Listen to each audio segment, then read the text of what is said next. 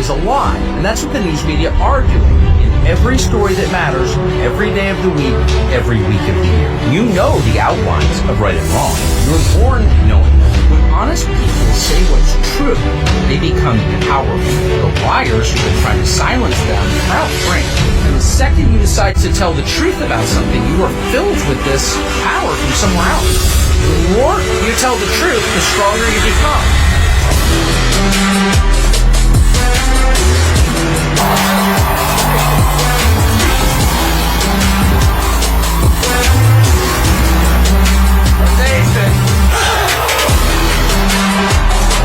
Thank you. Oh my gosh. Thank you for having me. Yes. Thank you. The smoke machines are so affirming. Wow, this is thank you for having me.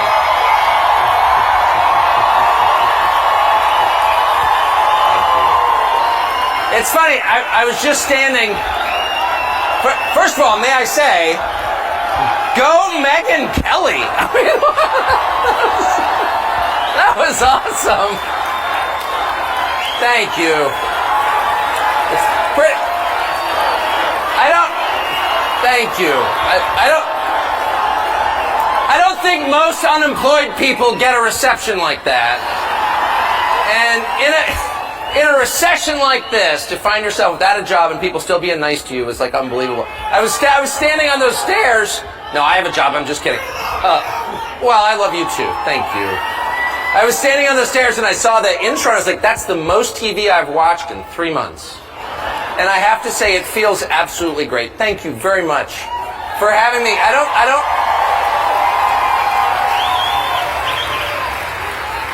Roger Stone, ladies and gentlemen. All the cool people are here. It's like unbelievable. Wow. Yeah, I haven't been around a ton of people in a while, but I never miss this event ever. And I meet the nicest people, really, that I ever meet at these. So thank you for having me. I just flew in from Iowa. Thank you.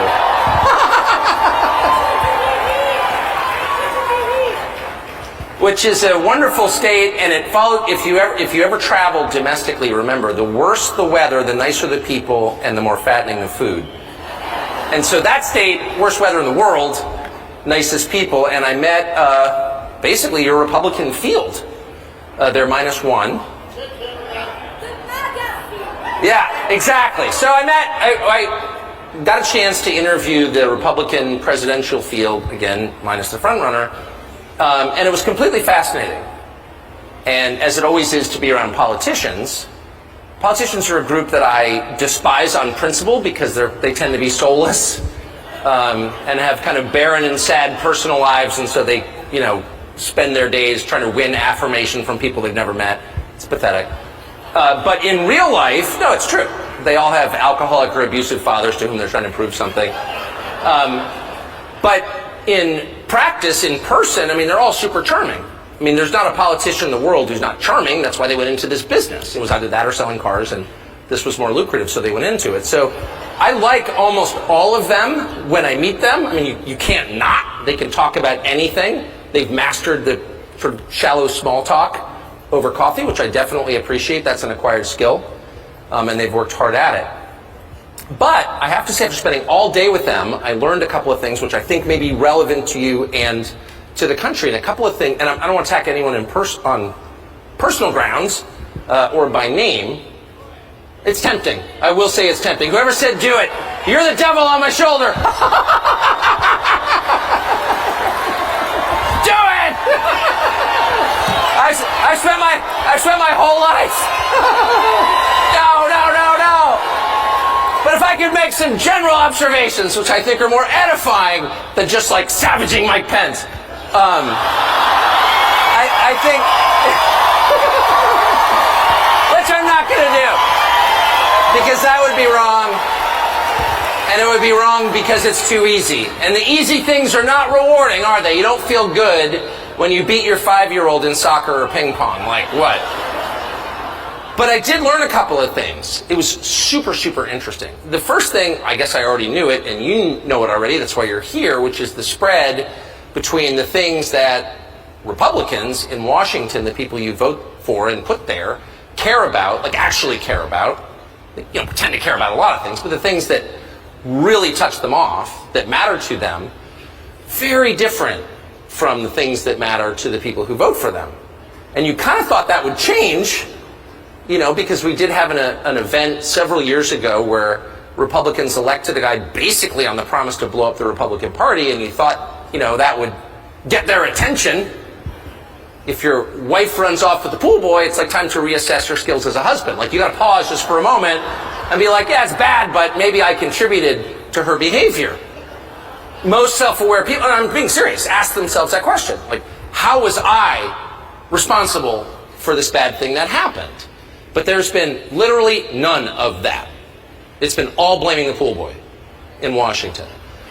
So I don't see that changing at all. Maybe it'll take a next election cycle to do that. But the second, more interesting thing I learned is that almost everybody, not everybody, but almost everybody in elected office in the Republican Party has internalized the other side's rules for debate. And if you think about that, there's no really more self-defeating way to go into politics or life than to accept the terms that your enemies offer before the conversation's even begun. Because there's really no winning. In other words, if you and I are arguing about something, but I've already decided you're right, probably not going to get very far, right? And you see this on the big issues. In fact, the biggest issues without variation. It's always the same. The Republican goes in knowing in his heart he's wrong. And I feel like there are probably a substantial percentage of Republican voters who do the same without knowing it because they don't have any idea it's happening. So, for example, during COVID, there were people who didn't kind of play along. We knew what the rules were. And every organization in American life, every large group of people in American life, from your government to the entire media, in some cases your church, we're all telling you the same thing. Here are the rules. If you are a good person, you will follow these rules. You will mask, you will separate, you will stay at home, you'll take our shot. No, we have no idea what's in it. We don't know its long-term effects, but shut up. This is a moral test, and if you want to pass, you will obey. And there will be people who decide to opt out, but they are, and everyone agreed on this, moral criminals. They're outlaws. And it's, well, I mean, given there's a certain sort of outlaw who's proud of it. They're sitting over there, they're standing right here. I mean, there are always some people. There are always some people who are going to be or gifted with whatever that weird gene is. It's like 8% of the population who are proud to like stand apart and be like, no. But most people, including most good people and most sensible people, don't want to be in that 8%. You know what I mean? They just don't. They don't want to be cast out of the tribe, actually. I don't know what you said, but I agree with you. I'm the only speaker who likes being shouted at. Anyway. But that's it. But the problem is, nobody pushed back on the fundamental terms. Like, wait a second. You know, is there evidence for this? Do you know this to be true? Don't Americans have an inherent, which is to say a right they were born with, an inherent right to make their own decisions about how they live on the most basic level, what medicine they put in their body, where they travel? Nobody said that. And of course, the media never presented that as an option. You saw this in the war in Ukraine. It began, and the first thing you knew, I mean, you could have like divergent opinions, I guess, about which weapon systems to send, but you were told at the very beginning that, you know, Russia was our enemy. One thing we know about this is that one side is bad and one side is virtuous. And, you know, I think a lot of decent people would reach that conclusion independently. I'm not contesting that. I think it's completely fair to think Russia's bad and Ukraine's good. But it's also within bounds to not agree with that. Because if you're an American, you have the right to decide who you hate. Okay? That is a fundamental right. No one is allowed to force you to be mad at somebody else. If you're an adult, you get to decide. And you get to decide on the basis of whatever criteria you want. And it's totally fair to say, well, I don't know. I'm not mad at that person. You're not a criminal for thinking that. It's not a criminal act not to hate somebody. So it's totally fair to say, well, wait a second. You know, it's not an expression of love for Russia to say they haven't killed any Americans. Why is that crazy? That's true. I said to one of the candidates yesterday, I mean, look, I've never been to Russia. I'm not that interested in ever going. I don't speak Russian. I'm born in this country, kind of probably plan to die here. Hope to. But let's just do the body count. So what's the total number of Americans murdered by Russia in the last 3 years? I'm thinking, I'm not great at math. I think it's around 0, in that range. I don't know any. I do know 2 people well personally who've died from fentanyl that was manufactured in Mexico and allowed by the Mexican government to come here. Now, I'm not against Mexico. I grew up right next to it. I kind of like Mexico, actually. But the Mexican government allows that. And over 100,000 Americans die every year from that poison. Not because they were drug addicts who took too much, but because they were poisoned. Because they were taking a pill they thought was something else, and it turned out to be fentanyl, manufactured in Mexico and allowed by the Mexican government to come here. And so that's 100,000 a year. That's hundreds of thousands of Americans dead, mostly young people. Well, or sure, or more. Or more. So if you had a country that allowed hundreds of thousands of your fellow citizens to die at, say, age 23, and I'm sure every person in this room knows someone or knows someone who knows someone who's died. It's not some abstract epidemic. It's so big that everybody knows somebody. It was like the height of the pandemic. An outlaw I know, possibly my wife, said to somebody, how many people do you know who've died of COVID? And I was like, well, you know, a lot. Well, who are they? Well, like a friend of mine's, her grandparents died.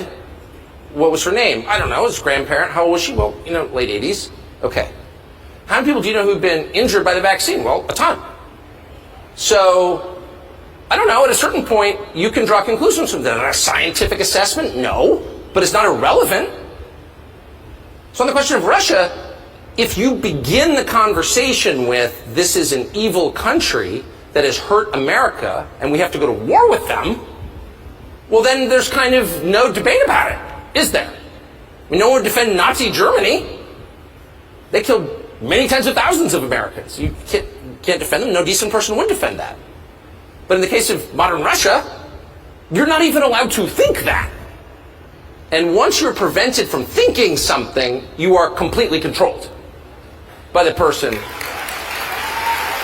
who's convinced you of that. And the effects of this to me, just as an observer, I mean, in my life, I just try to stay unaffected by the propaganda. That's like the main goal of my life every morning. Just to stay unaffected, just to look around and try to assess things cold. What are we looking at here? You don't have to be a genius to do that at all. It doesn't even, I'm not a genius, that's for sure. Just look out and like, what does this look like? Drive across America for 3 hours. Is this what you remember from 5 years ago? Does it look better or worse? Are there more people sleeping on the street? Is it dirtier? Is there graffiti? Graffiti? Ooh, graffiti. What is graffiti? That's not art. It's vandalism. And when it's allowed to stand, what does it say? We've given up. We don't care. We're allowing people who create nothing to destroy what we built, and we're not fighting back. Graffiti is like one step from total society collapse, period. What you're saying when you allow graffiti is we have no self-respect at all. We don't care enough about our civilization to keep it clean, to keep it pretty. Previous generations worked their whole lives, gave everything they had just to like put in sidewalks, just to put in gas lines, just to build concrete buildings, and we're letting someone who's never done anything of value for our society destroy it with vandalism. And we don't have a problem with that. Well, no, it's not a big deal. It's just graffiti. They're graffiti artists. No, this is a sign of the collapse of civilization. Period. But you're not allowed to think that.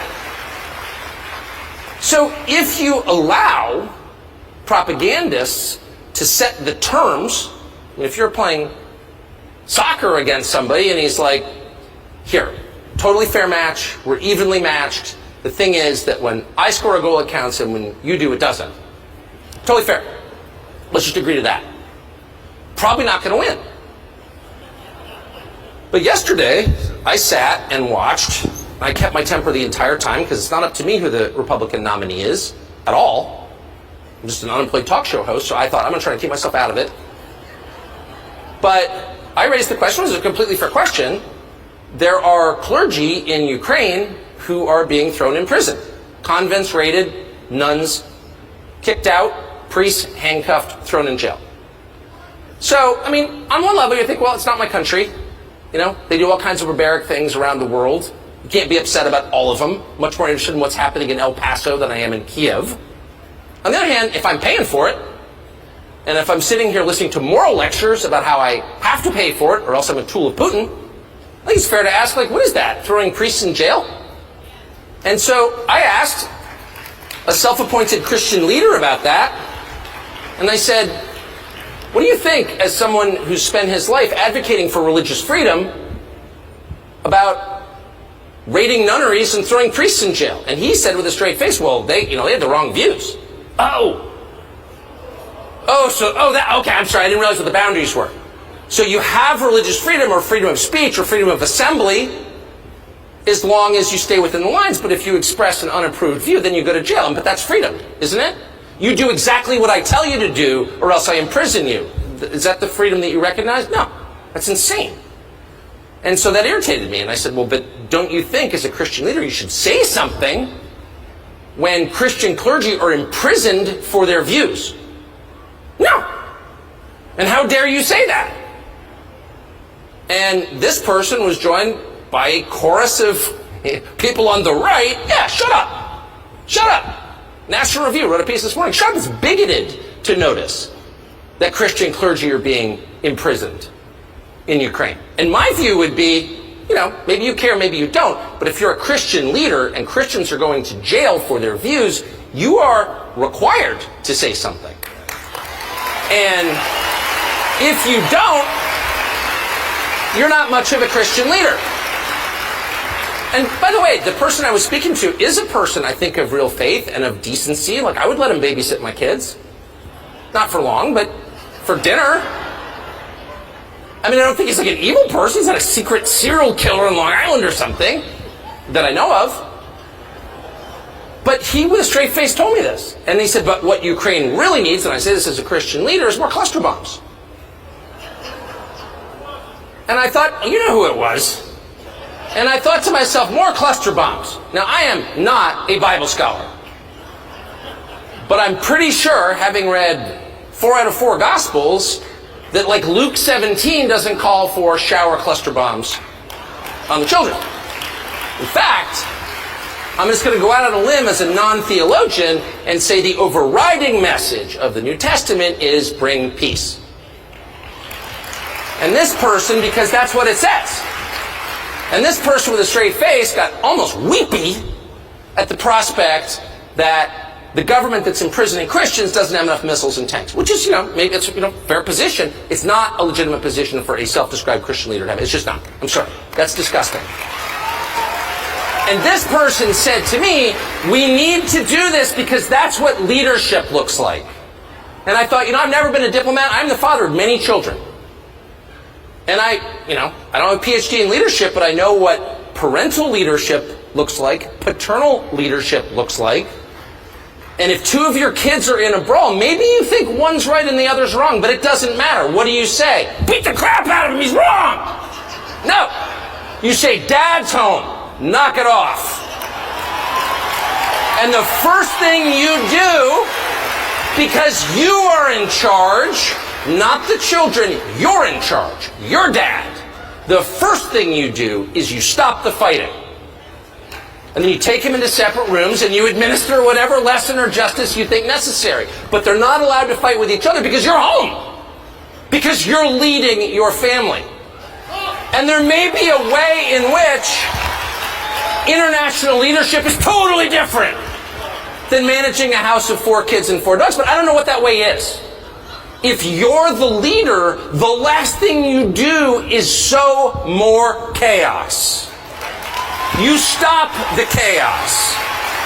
Leadership is bringing order and regularity and predictability to a chaotic scene. Wait till your dad gets home. When dad shows up drunk and is like, keep hitting him!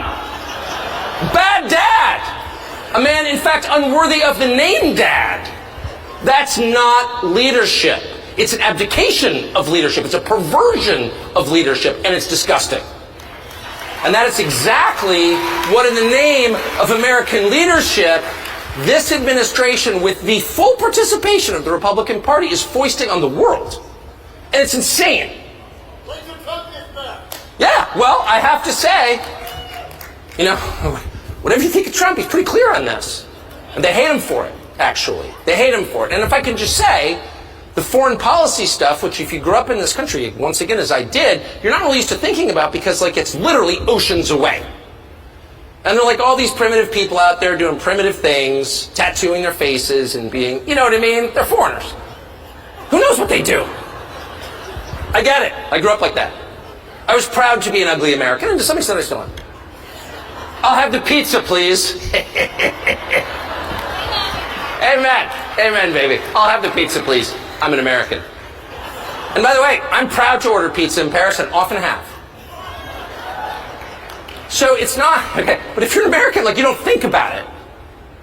And there is this sense in which foreign policy is the one big thing that government does that's not subject to democratic vote, which is to say voter control. It's it really is about as patronizing as you can get. It really is, shh, men are talking. That's really what they're saying. I'm sorry, you a foreign policy expert? Are you? What do you know? How many years did you spend in the diplomatic corps? Did you go to Fletcher School? I don't think you did. Oh, well, it's my country, actually. And you're doing this in my name with my money and potentially my children. So, whether you want my input or not, you're going to get it.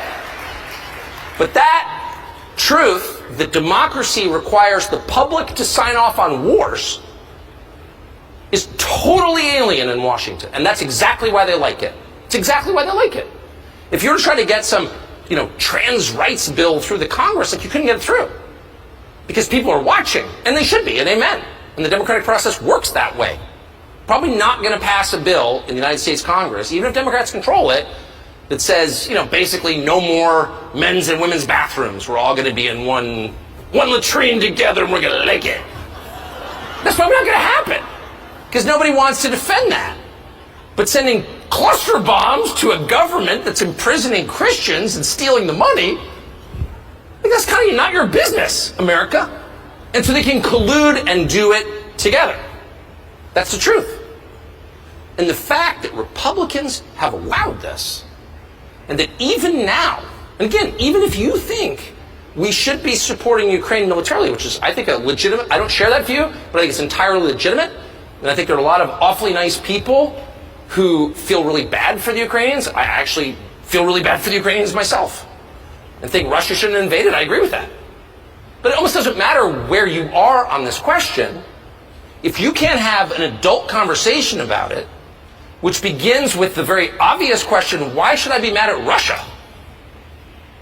Why? Shut up! If the answer is shut up, or if the answer is to accuse you, an American citizen who loves your country, whose ancestors fought to defend it, of disloyalty to your country by people who care not at all about the United States? It's too much. It's just too much. It's too outrageous to stand. But what I will tell you, if you want to know what really, really matters to them and to you and to the future of the country, consider the things that you are not allowed to say. I noticed this right after January 6th. I'll never forget it as long as I live. As a very literal, not super quick, not highly clever person, I was completely content to believe January 6th was what it looked like to me on TV, which is a bunch of angry people who thought the election was stolen from them, who appropriately went to confront the people they thought stole it. So like George Floyd gets killed and all of a sudden they loot Foot Locker. What did Foot Locker have to do with it? I will say, in Republican primary voters' defense, they were mad at the Congress. They went to the Congress. They didn't loot any liquor stores. They just went right to the source. That's true. It wasn't like, oh, they stole the election from us. Let's loot Macy's. All right. But anyway, so I saw this and I was like, yeah, okay, it was people super mad. They thought the election, I mean, this was January 6th, so like, it was, it took a long time for me to figure out what happened, just being honest. I think I'm just too old, and so it's like hard to notice when things change, like certain assumptions you have, like, yeah, of course it's on the level. But they wouldn't actually like subvert an election. And then someone very smart said to me, really, people kill each other over insurance claims? This is running the world. Like, what wouldn't they do? Oh, right, good point. Anyway, but I just kind of didn't think too much about it. Like, I'm definitely opposed to vandalism. Anyone who breaks windows is not my friend. I hate that. Have you ever glazed a window? You ever put in a window? It's really hard. I mean it. If you don't think it's hard, try it. You get the size wrong, it doesn't fit, put little pins in, it's ridiculous. It's like an all-day affair to replace a divided glass door. Anyway, so I don't like that at all. And I said that, I don't like it. And within like about an hour, I heard people say, well, that was a racist insurrection. And I was like, really? I didn't know race had anything to do with it. I didn't heard one person say a word about race, and an insurrection, call me literal, is when armed people try to overthrow the government. That didn't seem to happen either.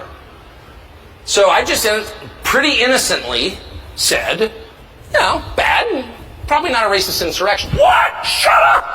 Racist insurrectionist? And I remember thinking, well, obviously people are feeling hated. But like in a week or so, when, the emotional devastation of this second 9/11/Pearl Harbor wears off, people calm down and come to their senses, and you can have like a rational conversation. Trip West, I see you in the front row. Sorry, I just saw a friend of mine say about that. We can have like a rational conversation about what this actually was and why. And at a certain point, because I really believe in cause and effect, someone will say, well, why were these people so mad? They, none of them had criminal records. They were like grandmoms with diabetes and like a lot of debt. They're the least powerful people in our society, like legit the least powerful. And why were they so mad? Like, why did they take the bus from Tennessee to go jump up and down in front of the Capitol? Like, something probably had better things to do.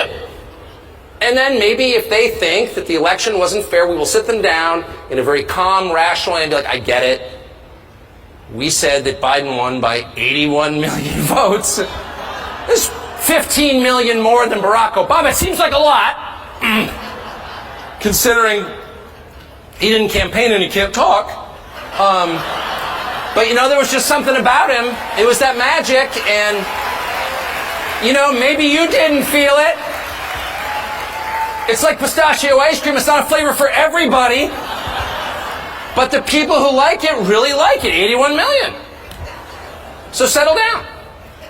And by the way, we have the source code in the voting machine software. And we've looked at it. And it's totally on the level. We've double checked. We wouldn't let like an electronic voting machine hide their software from us. Like, never do that.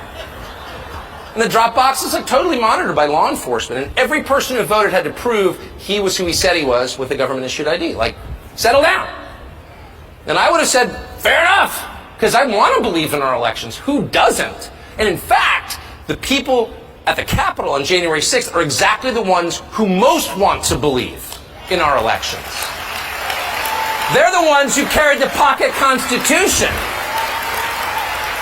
How many CNN anchors like deeply believe in the American political process? They put you in a camp if they could. Shut up. They have no interest in the process at all.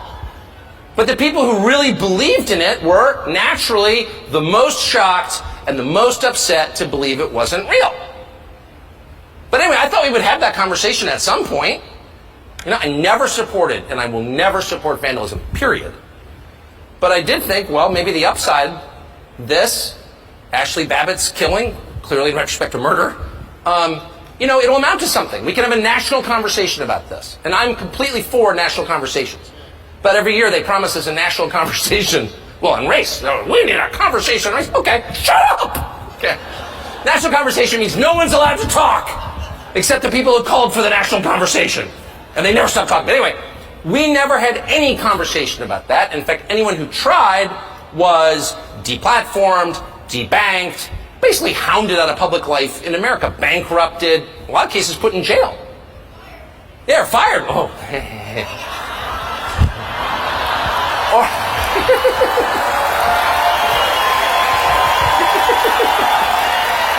Pretty funny. Anyway, excuse me. Sorry, I was so into it, I lost all self-awareness for a minute. Sorry. But we never, not only do we not have that conversation was literally banned.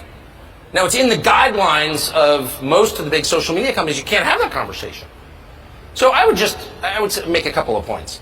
And the most obvious one is, any country that doesn't allow a free discussion of the process by which its leaders are elected is not a democracy, by definition. A country without free speech is not a democracy. Free speech is a prerequisite to democracy. You can't have it without it. You can't have a dinner party without dinner. You can't have a democracy without free speech. Period. So, there's that. So whatever you tell me, and by the way, it's so interesting, and narcissists are this way, the projection involved. It's like whatever it is they're doing, and I mean at a precise level, is exactly what they accuse you of doing. You're attacking democracy. Really, I like democracy. Democracy would give people without money and without a TV show some voice in how they are governed. Therefore, I'm for it. And they want exactly the opposite. So the middle class in America, which has been not the majority since 2015, an anniversary that nobody noticed, has less economic power than it's ever had. That's why Trump got elected, in my view. And now it has less political power than it's ever had. So if you are taking power away from large segments of your population, you are by definition attacking democracy. That's exactly what you're doing. There's no other name for it. So that's the first thing I noticed. In the name of defending democracy, we took away the things we need to have democracy, which is our core freedoms guaranteed in the Bill of Rights. Just as in our war for democracy, we are supporting a government, paying for the entire government that has banned opposition parties, put opposition leaders in jail, shutting down free speech, now shutting down an election, and putting dissident priests in prison. It's such a democracy they don't have elections anymore. That's how pure a democracy it is.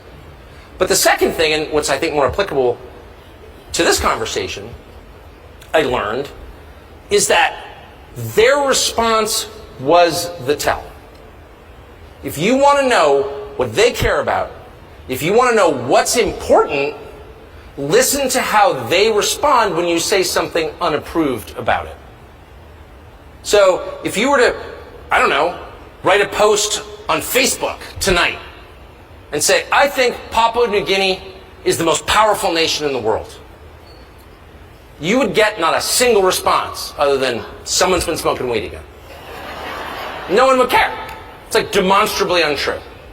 That's why the flat earth people have been able to cruise beneath the radar for so long. Because and by the way, I'm not discounting that possibility for the record in case any are here, because I am an open-minded man. Present me the evidence of its flatness and I will amplify it. But the point is, when something is clearly or very likely untrue, it poses no threat to anyone. What's scary and what will elicit a response are true things. No one is punished for lying. People are only punished for telling the truth. You could literally wake up tomorrow, move to the Bahamas, start a fake cryptocurrency, defraud 1 million investors around the world of billions of dollars. I'm just saying you could do it, and I'm not recommending it. Note to the FEC, not recommending it. But you could do that, and you could get caught, and people might have like a balanced view of you. really smart, good guy, got a little over his skis, as we say. But like, I'm not going to hate on him. Right? We all make mistakes. Like, who here, raise your hand if you haven't defrauded 1 million investors with a fake cryptocurrency. Okay, there are some. There are some. You cast the first stone then.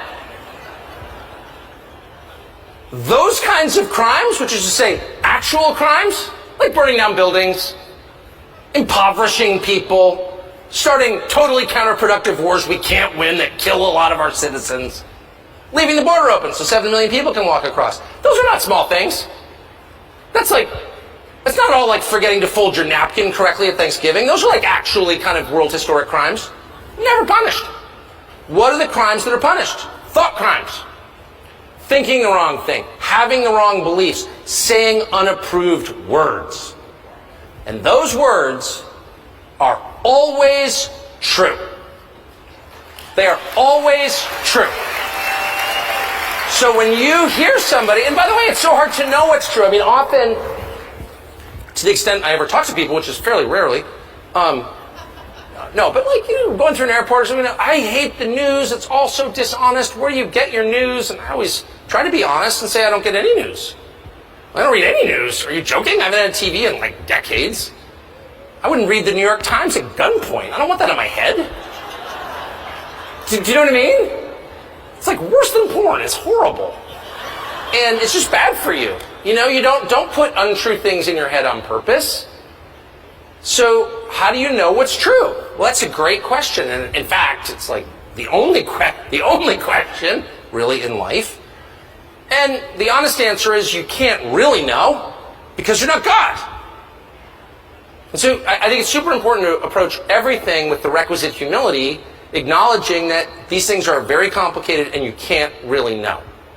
And at some point, probably the second you die, you will know. And that's definitely the upside of dying, in my opinion. But in this life, you can't, and you're never going to, and you're a lunatic if you think you can imagine the future or divine the precise truth about anything. Because you can't. And by the way, anyone who thinks he can is likely to become Mussolini. Like, that's a bad path. If you wake up in the morning and think, I'm the only person who possesses the truth, you are clinically insane. So, seek help. But within the bounds of our abilities as people, you can get pointed in the direction. Where's the North Star? You can get there. And how do you know? And it's really simple. Who are the thought criminals and what are they saying? What are they saying? They're saying crazy things like the water's turning the frogs gay. What a crazy person. Let's make him pay $1 billion. Water's actually turning the frogs gay. That's true. Turns out. Years later, they tell us. Turns out it's true. Yeah, it's actually true. I'm not endorsing any specific person's theories about anything. But I am telling you that the people who censor your words and thoughts have this is one thing I'll say about them, they have a very precise and well-calibrated sense of what's important. They know. These are not frivolous people. They can smell like your dog can smell. Like your parents could smell in high school if you smoked a Marlboro. They know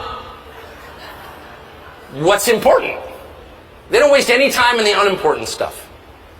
And so I would honestly say a lot of the debates we have, and certainly a lot of the ones that I've engaged in, probably diversions from the things that really matter, honestly. And that may account for why every time I was out of the country last week and I came back and I was like, I've got a duty to be up on the news, read all these texts, and like everything I read is like a new height of insanity. I'm like, that is the Mount Everest of lunacy. It can't get any crazier than that at all. Breastfeeding men or whatever. You know, we're gonna give back Nebraska to an Indian tribe that no longer exists. We're not doing that, by the way. Omaha's safe. But I'm just saying, every one of these stories enraged me. And of course, that was probably the point. I really believe that the exponential growth of totally irrational claims by the other side, things that no sane person could, beginning with men can give birth, but there are 1 million of them, that these claims are actually designed to take people like me and send us off into a screaming fit so we don't notice that actually they're looting the country. I think that. I don't think there is a single member of Congress, except like maybe the dumbest, maybe Ocasio-Cortez or something, but the normal ones, or semi-normal ones. I mean, grading on a curve. I don't think there's a single Democratic member of Congress who cares at all about trans rights. I don't think there's a single one who thinks men can breastfeed, because like not one in history ever has. Quite a bit of evidence to the contrary on that claim. I don't think they believe it. I really don't. And by the way, it's super important to push back against them and to call them crazy, because they are. I'm not saying a retreat from these things at all. I'm merely saying if they throw a story in your face that's so nuts that you can only growl like a dog in response, they're probably doing that on purpose. And you should probably look around and ask yourself, what are the topics that no one's even pushing back on? What are the topics that their response is so ferocious that people are like, I don't want to deal with it? One of them is the war in Ukraine. Another's COVID. And, of course, the third is January 6th. And you have to ask, why is that? Well, it's not by accident, trust me. There is a reason. So, what'd you say? I don't know what, you know what, the thing about that story, it's just a mystery to me. No one was more shocked than I was. Are you serious? In the Biden White House, somebody left an 8-ball of cocaine in a public. I was like, I said to my wife, that just doesn't, it's just not in character. You know? I just don't believe it. It's clearly a setup. I went right back to Marion Barry and I was like, somebody set you up. I'm serious. It was, you know what I mean? It was like, it was, I'll stop with it. That was my favorite story of all time. Because it just explains all the behavior. It really does. I mean, I worked in the media business for my whole life, so I know what the behavior looks like. But it's like crazed and grandiose. I've got a plan. You're not going to believe it. It's unbelievable. It's going to totally work. What we're going to do is we're going to totally rearrange everything, okay? We've been doing things a certain way for a long time, okay? And it's worked. But I've got a better plan.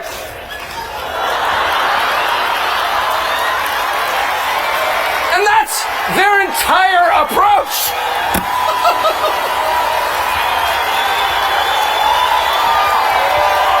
So if I can just give you one piece of advice, after 27 years in the television business, don't trust a man with numb gums.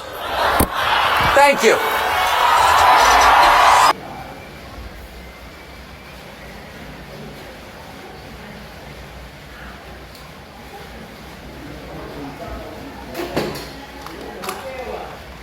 Helicopter.